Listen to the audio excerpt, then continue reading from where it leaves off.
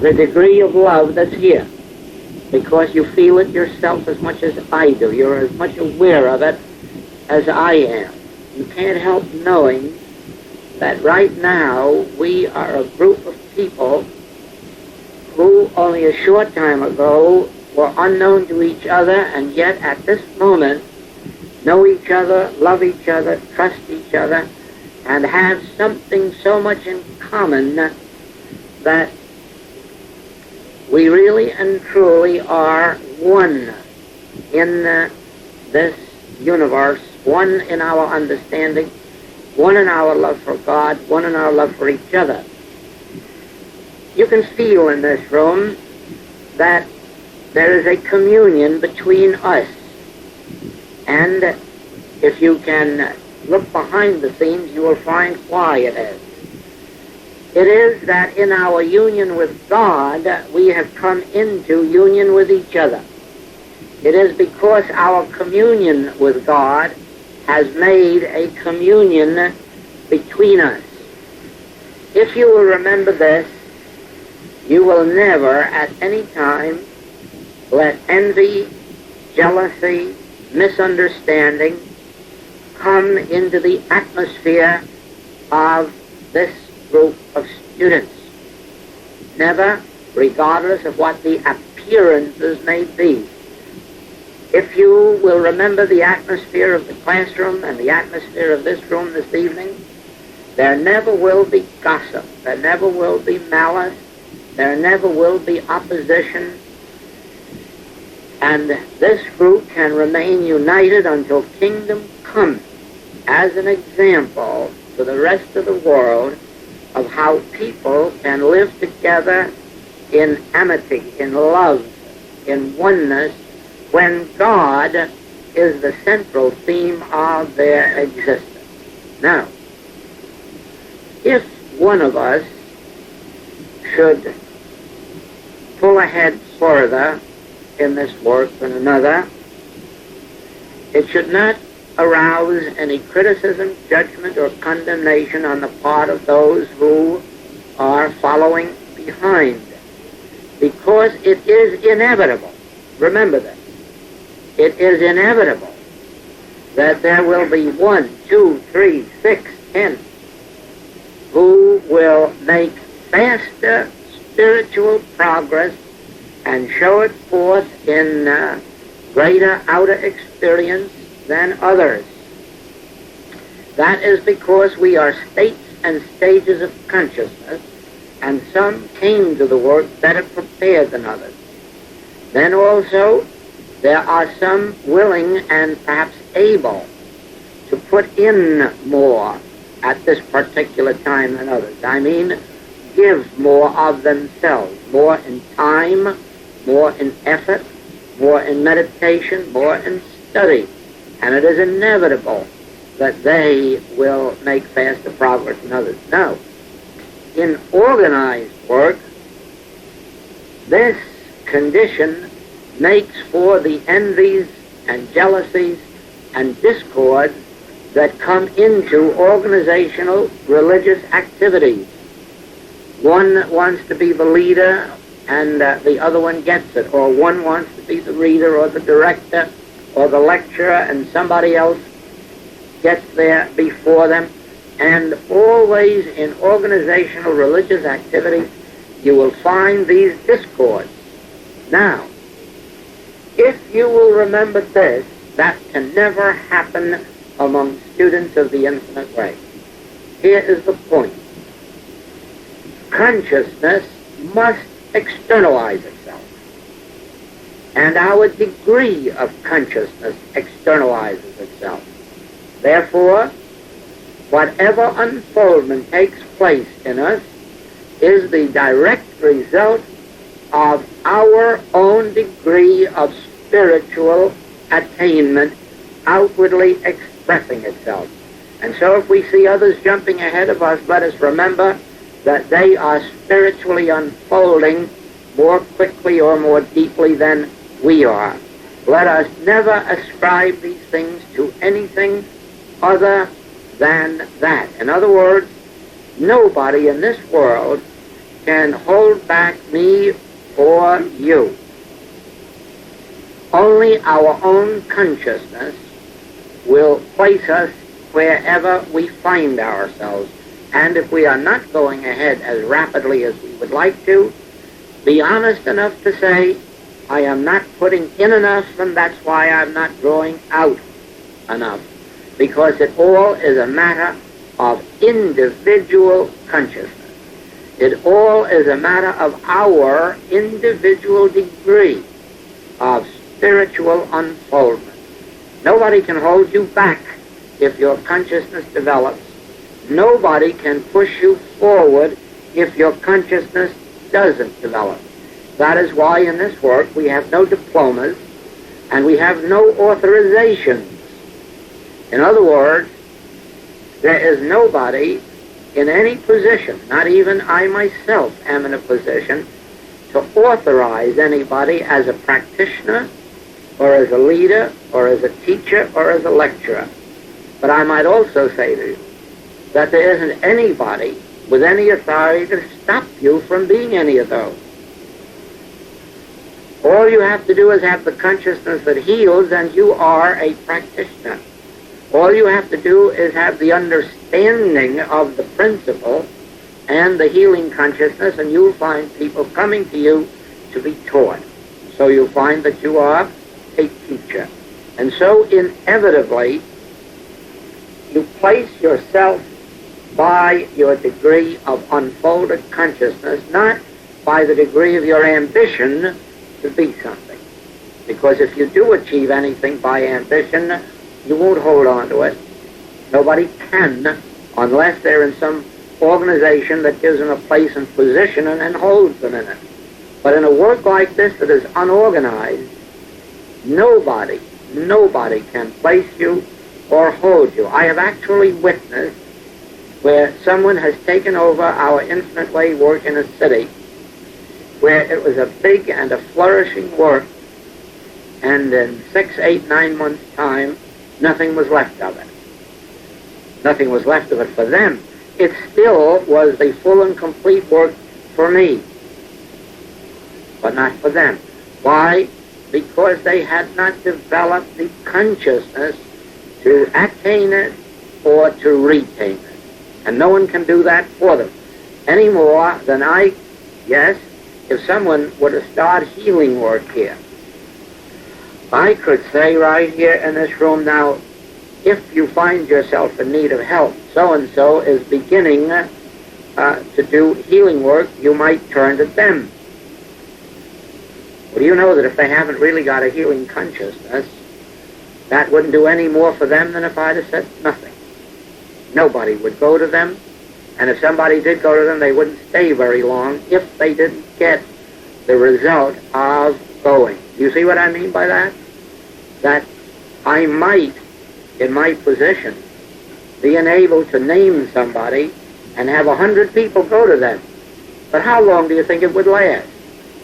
Only long enough for them to find they weren't getting the result of going, and then they wouldn't go anymore. Do you see that? So my recommendation is absolutely worthless. Not worth having. It is your own consciousness that draws unto you your own. Then as you draw them to yourself, they remain with you, and it becomes a mutual blessing.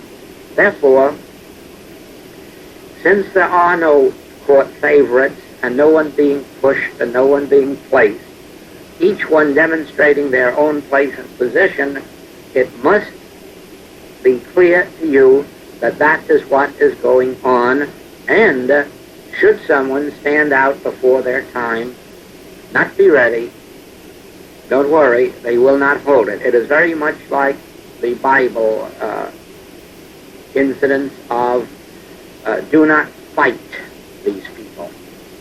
Because if what they're doing is of God, you'll be found fighting against God. If it's of man, leave it alone. You don't have to fight it. It will destroy itself. And that is just the way it is with this Infinite Way message. There is no use fighting it, because if it is of God, you'll direct yourself fighting against God. If it's of man, don't bother to fight it either, because regardless of any immediate sense of prosperity, eventually it will fall by the wayside by its own nothingness. And so it is with all other teachings. Let us not fight them, because if they're of God, who wants to fight that which is of God? If they're of man, let's not fight them, because they will fall by the weight of their own nothingness. Always the wheat and the tares will grow together, side by side, and please let us let them grow together, because in the right time, the tares will take themselves off where they belong. Do you see that? That is why we can take the position, I and the Father are one, and in proportion to my realization of that, will I unfold. It has nothing to do with my neighbor to the left or my neighbor to the right. It has to do only with me and my individual unfoldment. Now, there is a point that we must remember, and that is this. We do not go to God for anything, for the simple reason that it would be kind of foolish at this stage of our unfoldment to believe that God will do something for us that God won't do for our neighbor, or that God will do something for us today or tomorrow that God isn't already doing. Therefore, there is no use of going to God as if we were seeking to influence God to do something for us, or to get God to start doing something that God hasn't already been doing, or to believe that for any reason God is withholding our good. Now let us get over these theological beliefs and come to understand the nature of God. This I give you. God is. God is good. And God is omnipresent. God is present where I am. God is present where you are in all of its infinite goodness. The presence of God is here. The power of God is here. The intelligence, the wisdom of God is here. The love of God is here. The allness of God is here. And none of us can make it so, and none of us can prevent its being so. It is so. God is.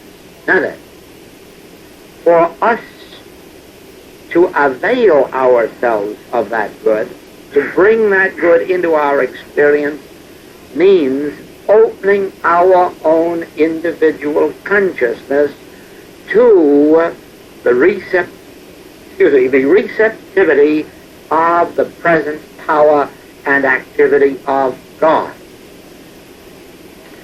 Let us quote the poet, God is closer than breathing, nearer than hands and feet. Let us quote the other one, Browning, we must open out a way for the imprisoned splendor to escape. We must not seek to get God's goodness to come to us. We must agree that God's goodness is embodied within us. The goodness and allness of God constitutes our very being. Now you remember in one of the classes I said there are people who believe they are seeking companionship, and they ask for help for companionship, and that isn't really what they mean at all. What they're looking for are companions. If they were looking for companionship, they wouldn't have to ask for help. Why? Because companionship isn't something outside of our being. Companionship is a quality of our own being, and we have to express it. Not look to somebody else to express it. We have to express it. It is as wrong to seek companionship as it is to seek integrity. loyalty, fidelity. Why? How are you going to get integrity, loyalty, or fidelity anywhere if you haven't already got it within your own being? It is you and I who must express integrity, not look to somebody else to express it. Their life is their own. Whether or not someone else wants to express integrity is their own business. No one can hurt you or me by a lack of integrity. They can only hurt themselves. Oh, here and there somebody may temporarily deprive us of some dollars or pounds, but be assured that's not hurting us. There's plenty more where they came from, and they'll continue to unfold.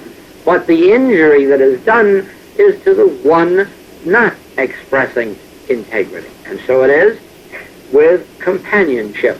Let us not look to somebody else for companionship. That's absolutely wrong. Let us understand that companionship is a quality of God which is embodied in us, and then let us start to express companionship. Let us express it where we are. Let us express it with each other in this room. Then let us go out and express it in our families, in our business, in our friends. Never look for it in someone else. Look for it only within ourselves. Open out a way for companionship to go. And if there isn't a human being around, look for a bird, or look for an animal, look for a pet.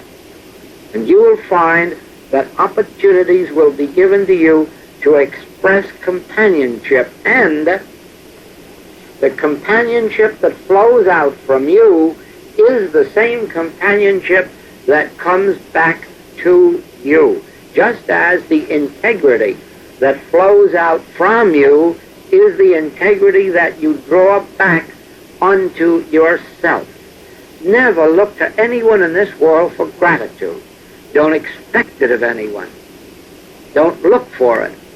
Look for gratitude within yourself and express it. And the gratitude that you express is the gratitude that comes back to you. The secret of it is cast your bread upon the waters. You give out gratitude. You give out love. You give out companionship. You give out cooperation. You give out friendship. And that is the bread of life, the substance of life that you are casting upon the waters of life, and it comes back to you with butter and jam and sugar abundantly. It has to, because it is a spiritual law of God that the good that comes into our experience is the reflex action of the good that flows out from us. Browning really knew it when he said that we must not open a way for good to come into us, but open out a way for the imprisoned splendor to escape. And it is imprisoned. Every one of us is bottling up within ourselves some measure of reserve, some measure of holding back, some measure of shyness, some measure of all of these qualities of God with which God has imbued us. Now, if you were to watch a child, a baby in its first year, you would find that it is expressing these very qualities that I'm speaking of. Trust, faith, joy, smile, laughter, play, all of the things that we would love to have in our own heart.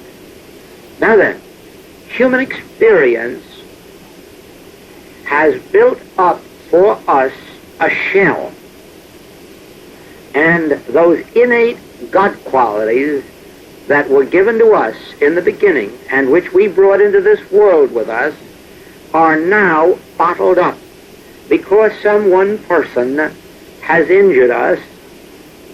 We hold back for fear that all the rest of the world will do the same to us. One woman is disappointed in love and distrusts all men after that. One man gets a raw deal from some woman and he won't open up and trust a woman after that One businessman has an unpleasant experience with a partner or a customer or something of that kind, and from then on clams up within himself, withdraws, and will not let those qualities out for fear that the rest of the world will cheat him also. And so as years go on, each of us draws back inside of himself a little more and more, withholds a little love here, a little faith here, a little trust here, until we are nothing but a prison house for the splendors of God, and we do not let them out.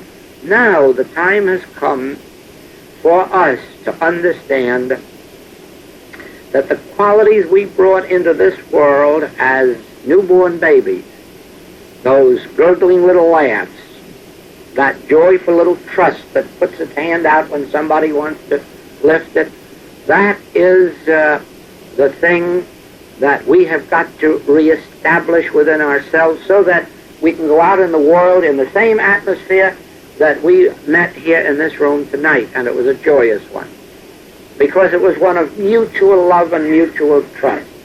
We have to go out into the world that way, but we have to go out into the world not expecting it from the world, but expressing it ourselves to the world, and then letting that be a reflex action that comes to us.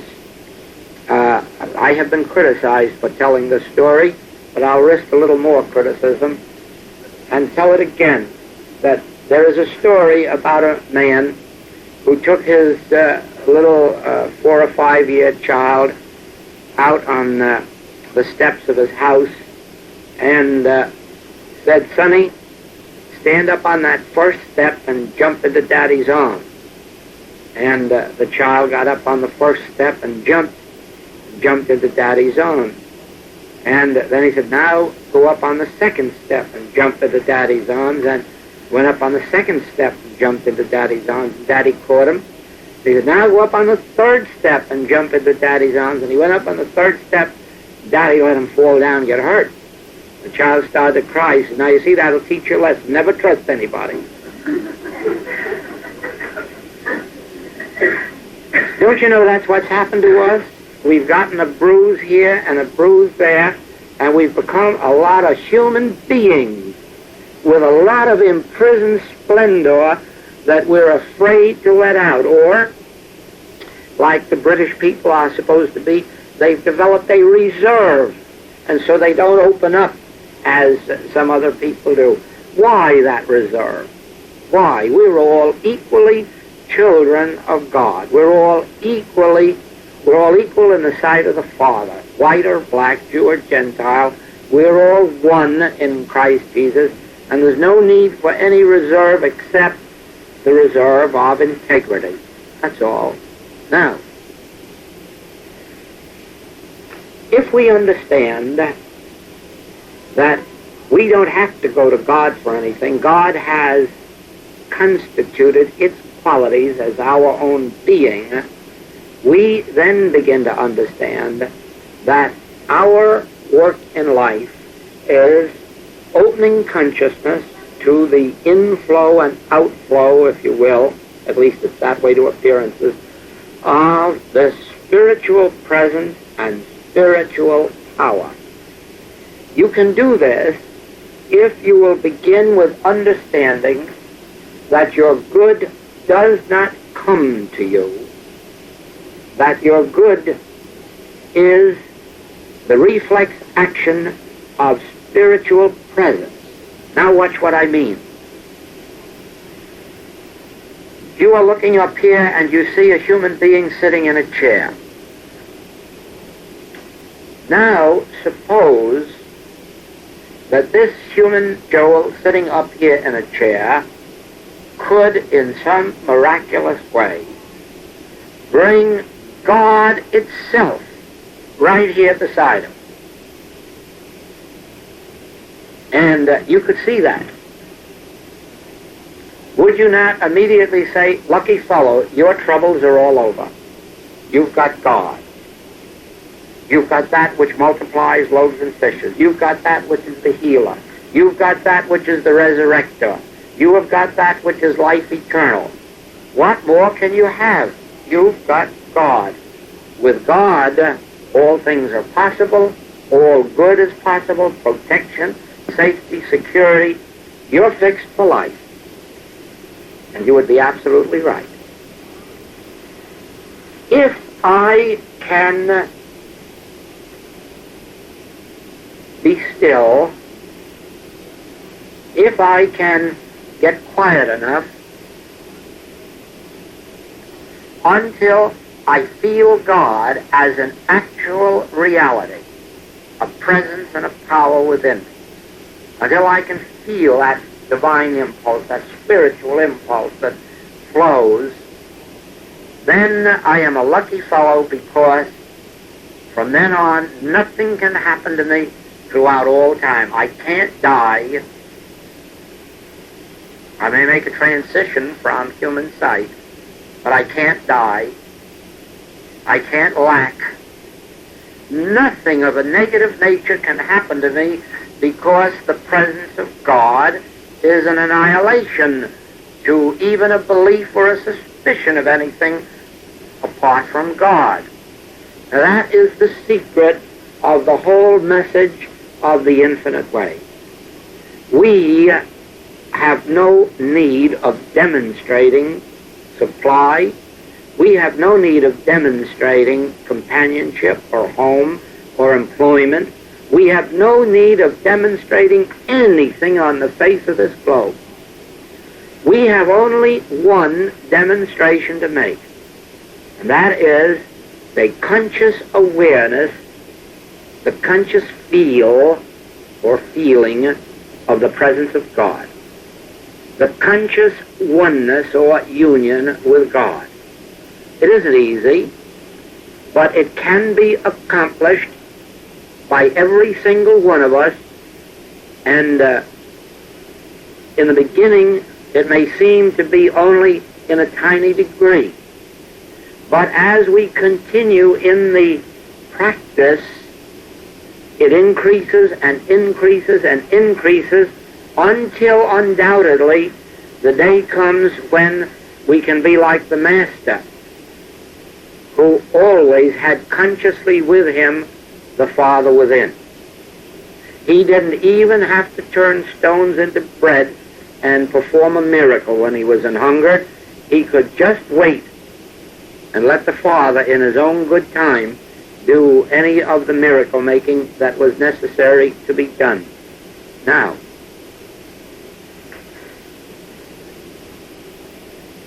in the writings and in the recordings, you will read and you will hear over and over and over again the passages, "Thou wilt keep him in perfect peace, whose mind is stayed on thee.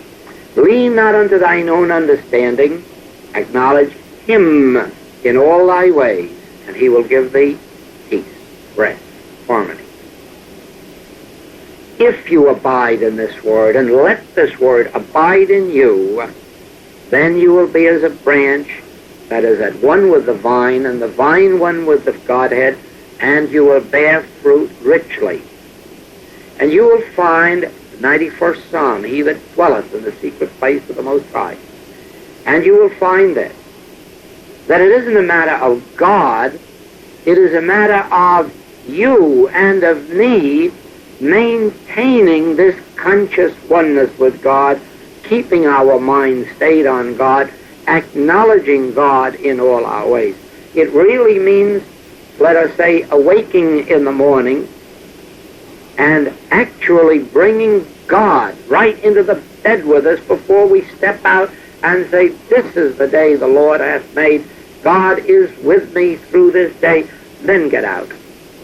And then, while you're at your toilet preparations, again, instead of thinking on your problems of the day, or your troubles of the day, or your sins, or your diseases of the day, force yourself to bring God into your awareness with the realization that if I'm supposed to forgive 70 times 7, then God's got to forgive 700 times 700 times 7. And so I look for a day of forgiveness, for my sins of omission or commission. And God is the multiplier of loaves and fishes, so God is my supply. And He performeth that which is given me to do. I can face any of the tasks of this day in the realization that I do not face them alone. Emmanuel, God with us, is that which enables me to do, to be, to prosper. And so it is that when it comes to breakfast time, we dare not forget to blink our eyes and say, "Thank you, Father," silently, secretly, not outwardly, in the recognition that God is the bread on our table, and the meat, and the wine, and the water, and the tea or the coffee. God is the substance of that which we eat. God is the source from which it comes, and God is the very essence and substance of it. Then we leave the house for one reason or another, and again consciously realize God's presence goes before me to make the crooked places straight. We have to enter other doors. It may be marketing or shopping or into our business place or visiting friends or relatives, but we must consciously know that God is greeting us inside those doors.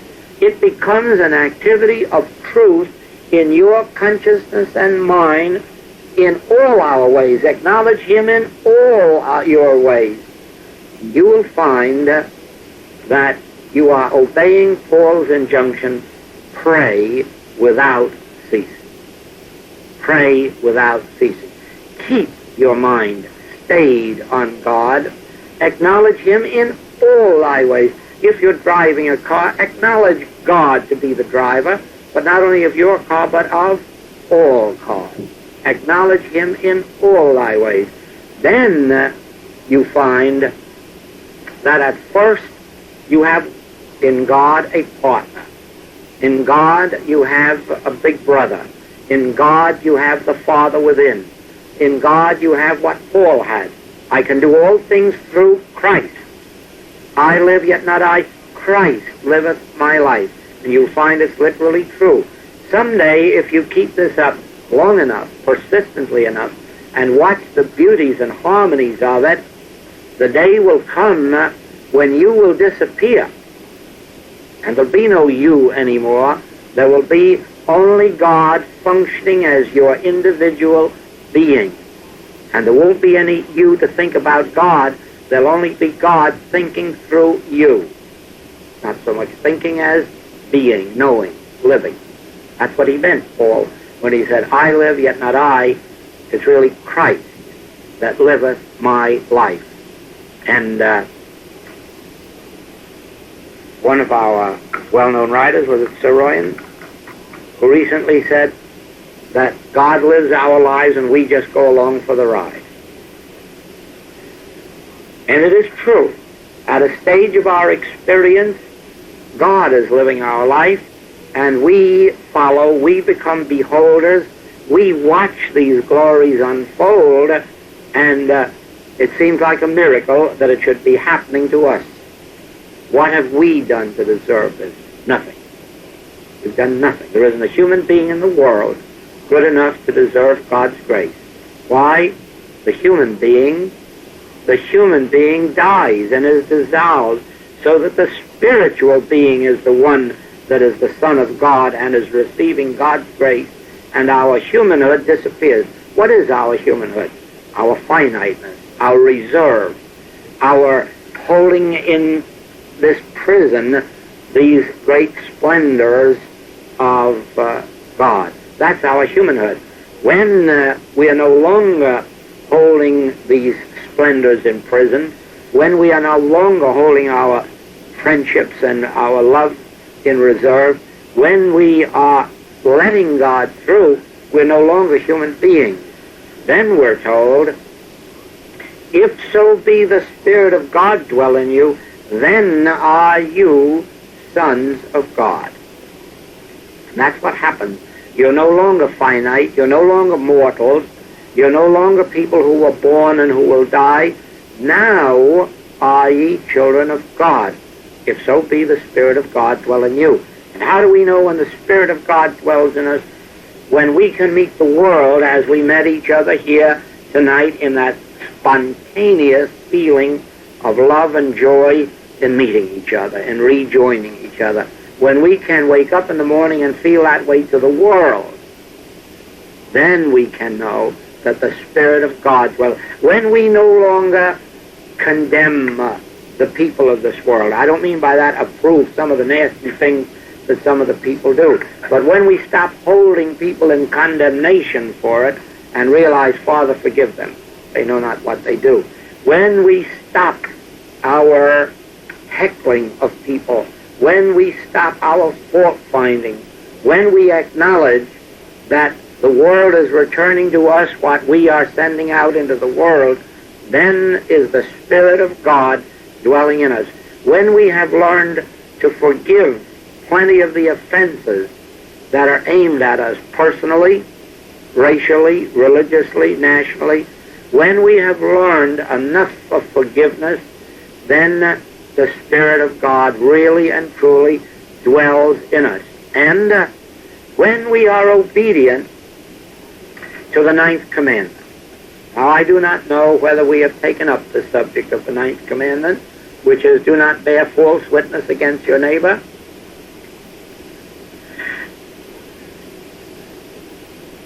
Ordinarily, that is understood to mean that you shouldn't gossip or bear tales or repeat scandal about your neighbor, but in the infinite way, it has a far, far deeper meaning than that.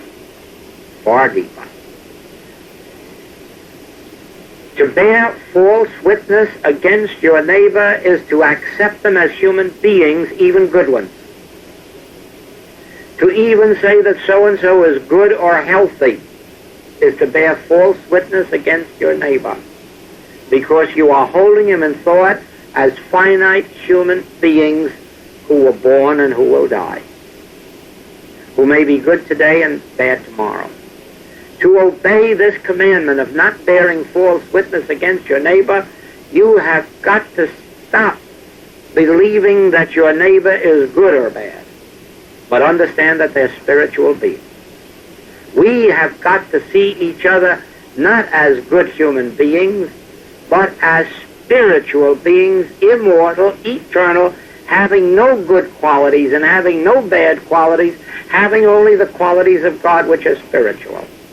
You see, if the qualities of God were good, they could lapse into badness. They'd be pairs of opposites.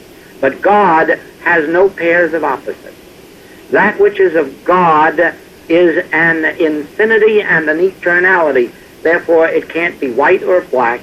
It can't be good or bad. It can't be beautiful or unbeautiful. It is a state of invisible spiritual being, and that's what you are, and that's what I am. If you could only realize it, this that you see here isn't me. This is my body.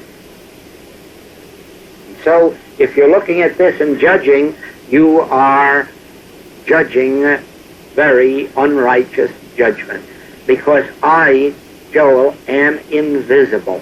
And you have never seen me, and you can't see me. There's only one way that you can see me.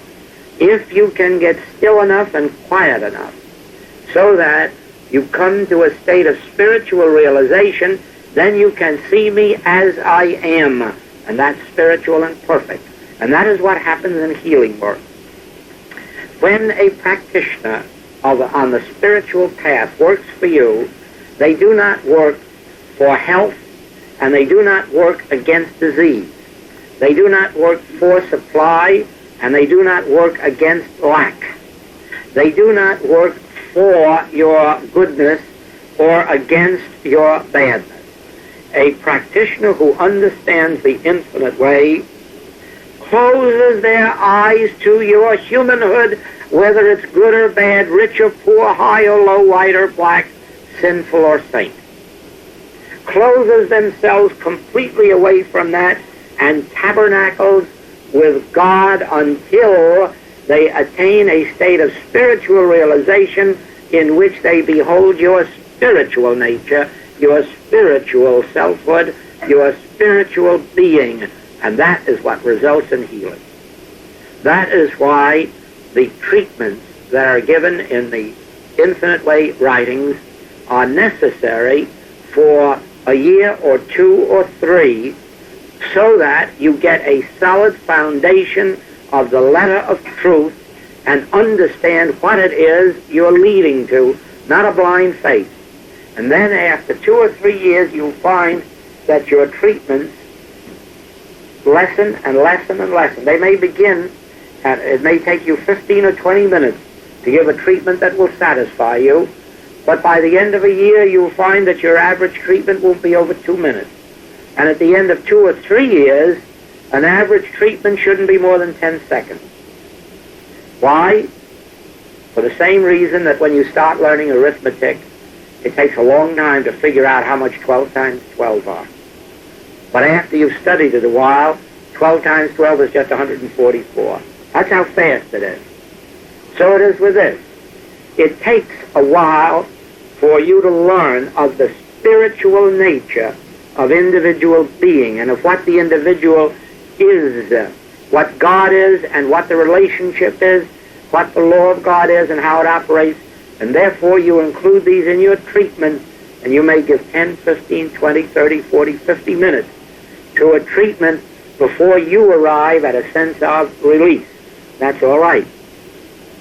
Don't ever hesitate to spend all the time that's necessary in treatment until you do arrive at that moment of release.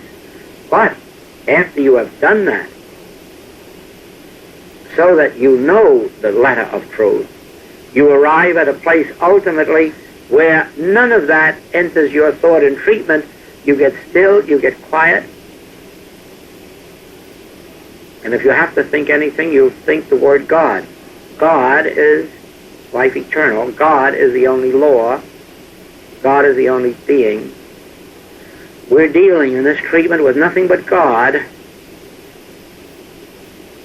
Then you get still, and all of a sudden you'll feel that spiritual intuition, that spiritual impulse or release, and you will have achieved the awareness of spiritual reality, which is your being and mine. Now, in order to achieve this state of consciousness, you have to begin by practicing it. And the way you practice it is, every person around you, in your home, in your business, in your shops or shopping, every time you pass someone on the street, you must consciously look right at them and behold spiritual beings. Say to yourself, there is a very child of God. Not by looking at their body, but looking through their eyes, or where their eyes would be if they were right in front of you. Look somewhere in the direction of their eyes, and don't see male or female, and don't see good or bad, and don't see rich or poor, but see a light, the light that shines out of a person's eyes, and say, ah, that's the person behind those eyes. That's the spiritual identity, the child of God. This out here is only form or body. But my friend, my neighbor, my passerby on the street, I can see them behind the eyes. They are looking out from their eyes. You are. You are looking out through your eyes at me. Right now, most of you are. You're looking through your eyes, but you are sitting in back of your eye.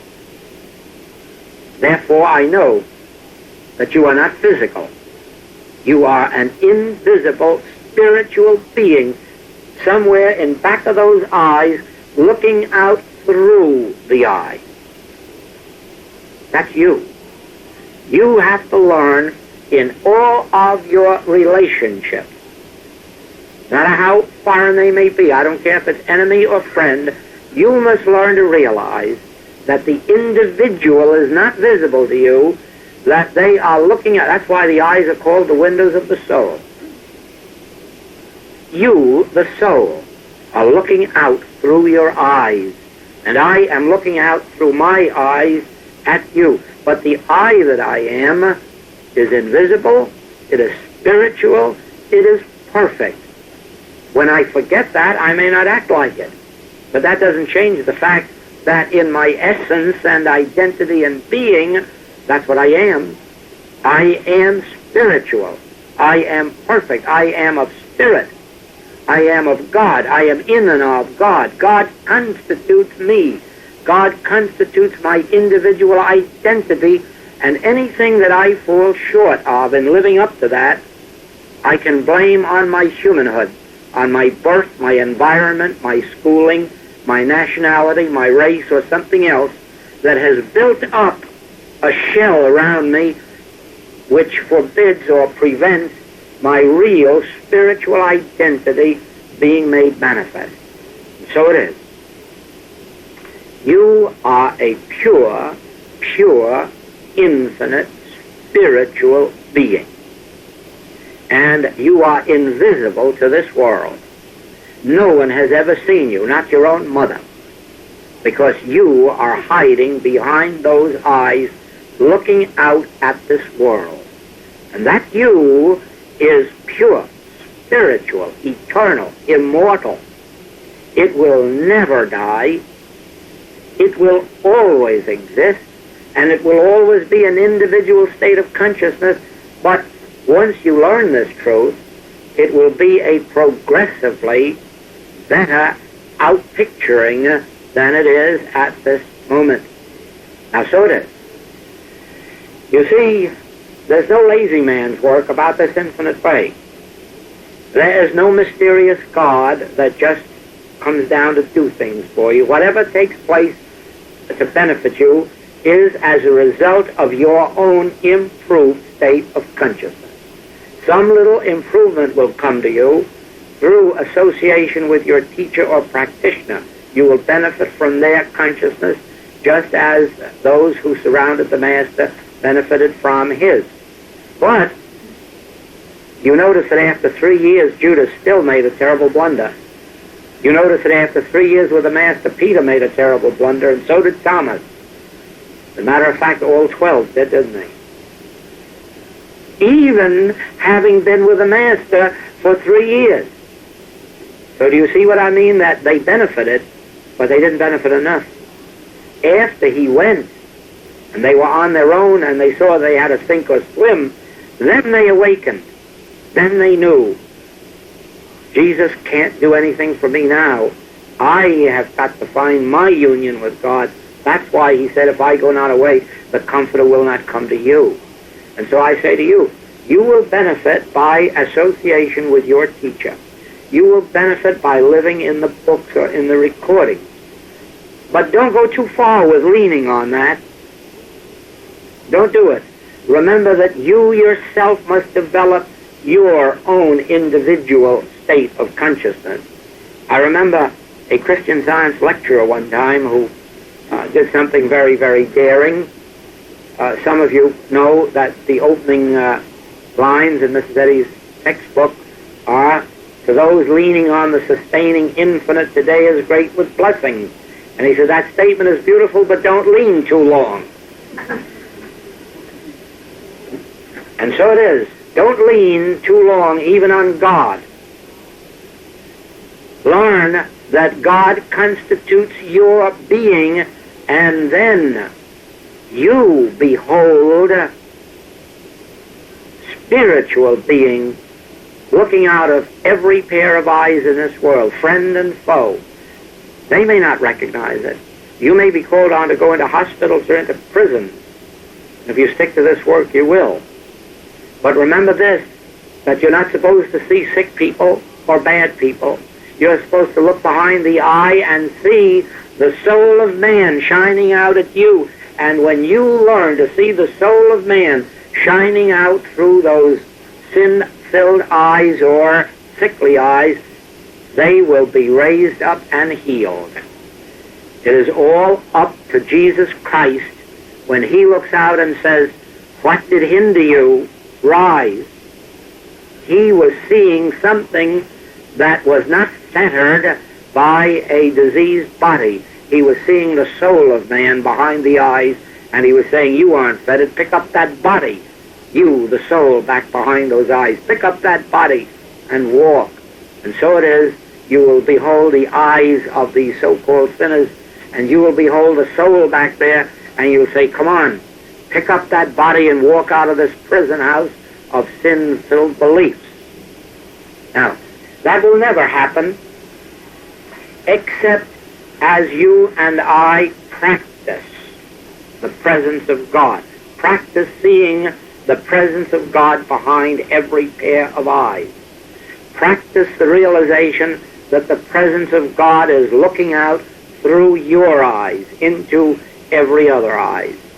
Yes, this is a work of praying without ceasing, but not praying to God for something. No. Prayer is your recognition of God at the center of everyone's being. Prayer is your recognition of God as the only power operating in consciousness, and all else as being no power. Prayer is your recognition of God as the life of every individual, and no other life is life but God. That is prayer. Prayer is your recognition of truth.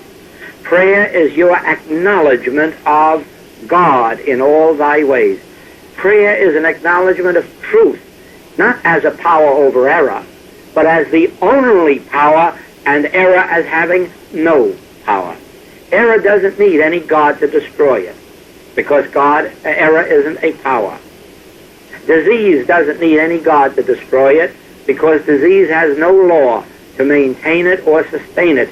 It needs you to know this truth. It doesn't need a God.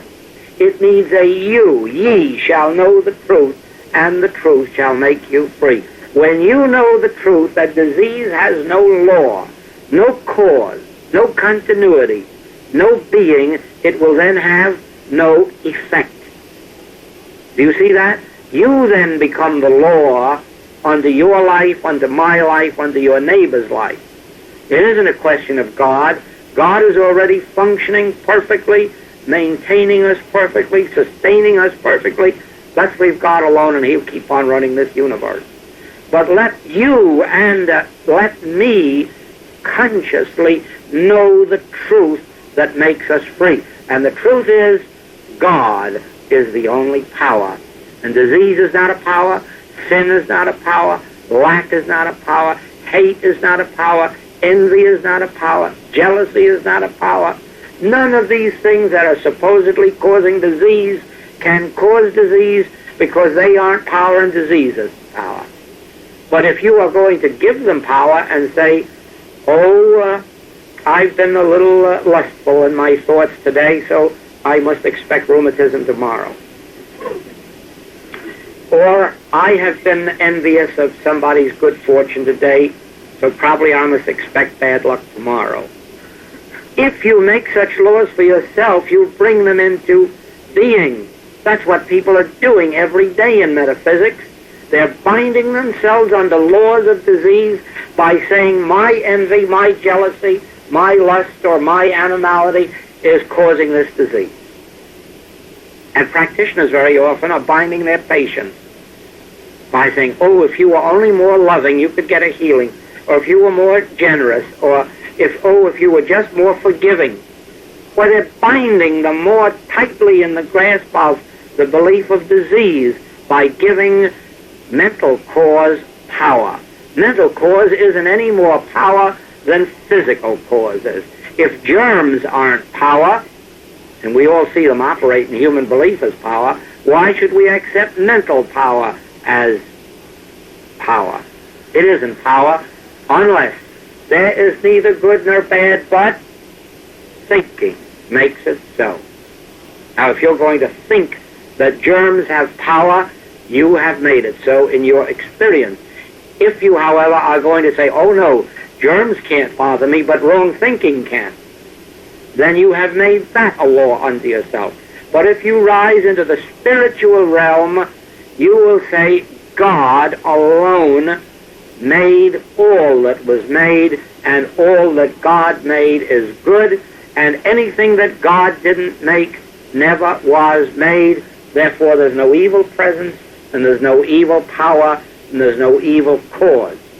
Now, of course, we are contradicting appearances, because to human sense, to worry will produce ulcers. Lots of people have worried, and lots of people have had ulcers from it. Oh yes, but lots of people have had germs and then gotten cold and grippe and flu and pneumonia from it. So on the third dimensional plane, on the physical plane, germs do cause disease. And probably on the mental plane, worry causes ulcers, and maybe these other things cause other things. But does that make them laws, or does that make them beliefs which we have accepted as laws? If the germ theory is a belief, then mental cause theory is a belief. There's only one law. Why? Because God is infinite. And God is law. Therefore, spirit is the only law there is. So don't have a mental law any more than you will have a physical law. Don't have a mental cause any more than you will have a physical cause. Rise into the fourth dimension of life and say, not by might, nor by power, but by my spirit. Go back again to the Hebrew prophet, who, when his people came and said, look, the enemies are more than we are. You know what he said? They have only the arm of flesh. No matter how many numbers they are, they're only the arm of flesh. We have the Lord God Almighty. In other words, we don't have might and we don't have power. We have spirit. They've got might, they've got power, but we have spirit. Do you see that? So it is. Maybe germs do cause disease in that world where they're accepted. Maybe there's a mental cause for disease in that world where they're accepted. But it's the arm of flesh, I say to you. We have the truth, and the truth will make you free. And the truth is, God is truth, and God is life, and God is power, and God is one. God is law, God is infinite law, God is spirit. All law is spiritual law. Therefore, neither sin, nor disease, nor death has power to perpetuate themselves, because they have no law to sustain them with. Never forget that. But it operates in our experience only if ye shall know the truth, and the truth shall make you free. It has anything to do with God. God is being God. You can rest assured of that. God is being God while the people are sick in hospitals. God is being God while the boys are killed at the front. God is being God while wars are going on, wiping out millions of people. God is God while infection and contagion is going on. God is God while innocent children are being born deaf, dumb, blind, crippled. God is being God. What good is it to all these people? They are as branches cut off that withereth. Why? Because ye must abide in this truth, and let this truth abide in you, and then if you do that, you are